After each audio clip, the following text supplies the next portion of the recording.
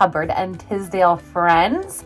Mrs. Cedola here, ready to bring to you another version of Little Red Riding Hood. It is crazy how many versions of Little Red Riding Hood there are.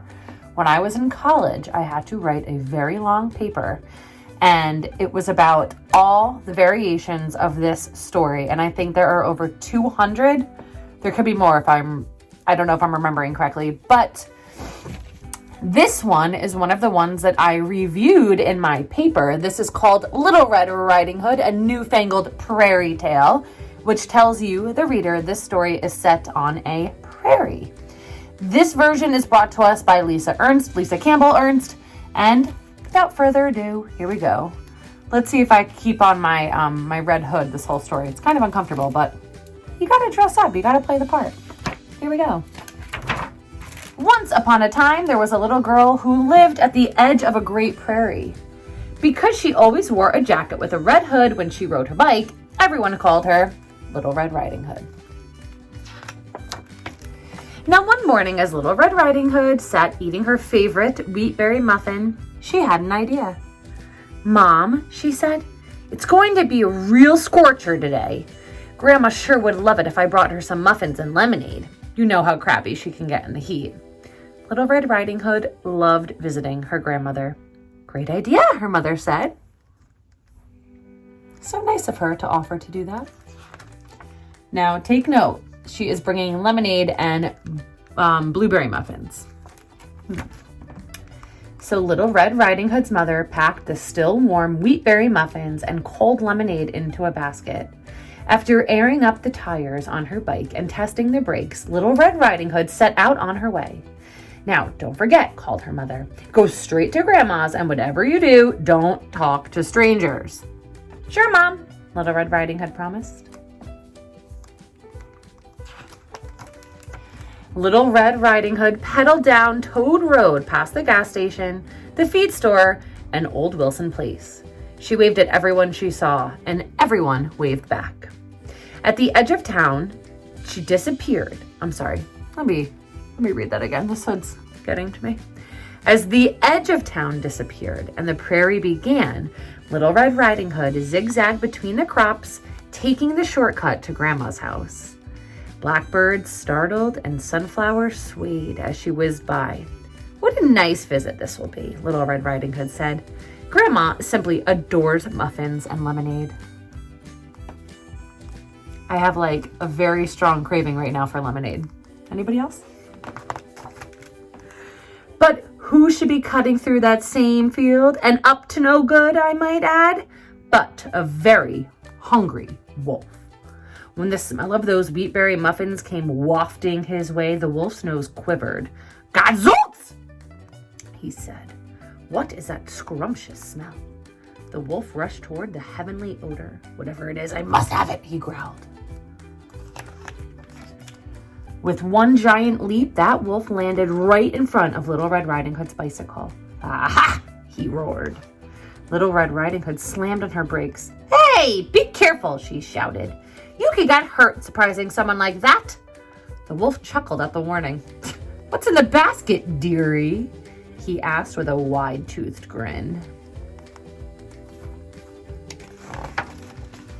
"Muffins and lemonade," Little Red Riding Hood said slowly, "for my grandmother." "But such a tantalizing smell," the wolf drooled.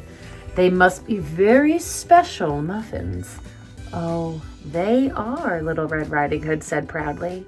"They're my grandma's secret recipe, and they always take first prize at the fair." The wolf licked his lips. "She must be a dear, sweet woman," he crooned. "Do you have very far to travel?" "Oh, no," Little Red Riding Hood answered. "Just over that ridge, this side of Turkey Creek." The wolf smirked, his mouth curling up at the corners. How fortunate.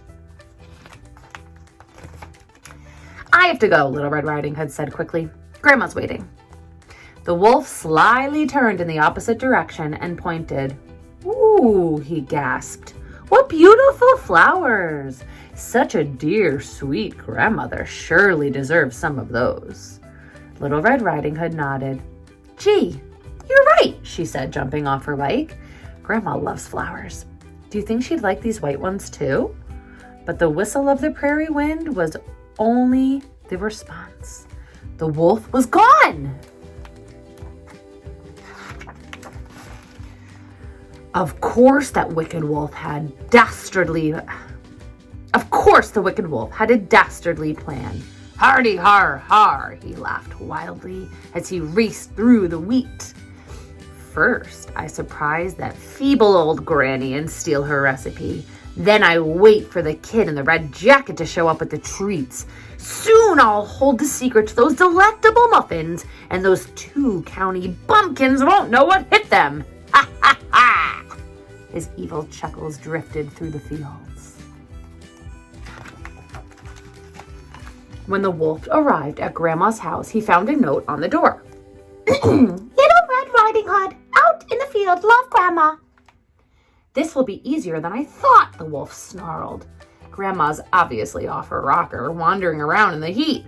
Muddled brains are so easy to persuade, the wolf chuckled. Ha ha! Feeling enormously pleased with his good fortune. But when the wolf searched the fields for Little Red Riding Hood's tottering granny, all he could see was a farmer riding a tractor. Impatient, he shouted, "Hey, old man, where's the ancient granny who lives in this house?" The farmer, though, seemed to hear nothing. "Very well," the wolf said with a snicker. "I love surprising these dim-witted hicks." And he began to silently sneak up behind the tractor.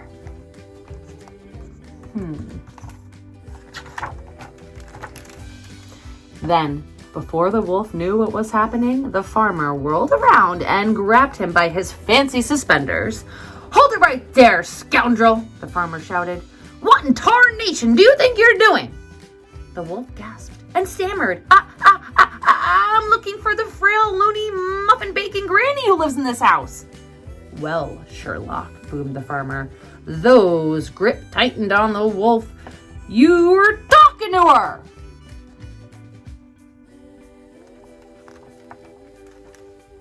The wolf's mouth dropped open, and he began to shake. My, he finally whispered. "What big eyes you have, Grandma." "All the better to see you sculling around my fields," Grandma answered.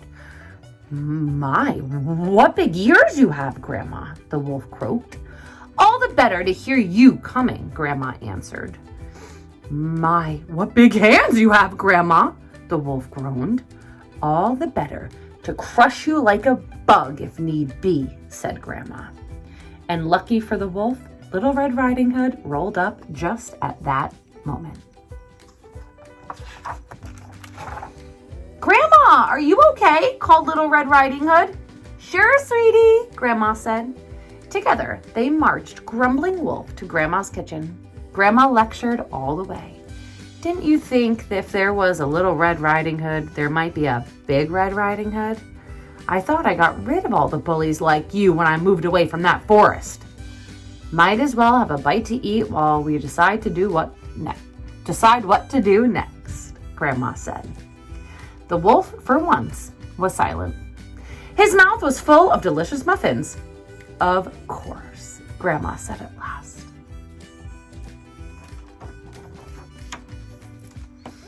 Soon after, Grandma opened her own muffin shop in town, just west of the post office. The wolf, he was her chief baker, sales clerk, dishwasher, and he kept much too busy to cause trouble for anyone. Naturally, the wolf got to eat all the muffins he wanted, which improved his disposition enormously. But just in case he got any ideas about stealing Grandma's recipe again, Grandma always put in the last secret ingredient herself.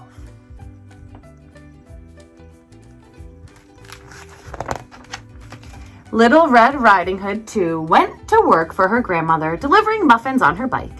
Every day, rain or shine, the wolf carefully packed Little Red Riding Hood's basket. "Hey, kid," he called after as she whizzed down Toad Road. "Don't talk to strangers." And Little Red Riding Hood never did again.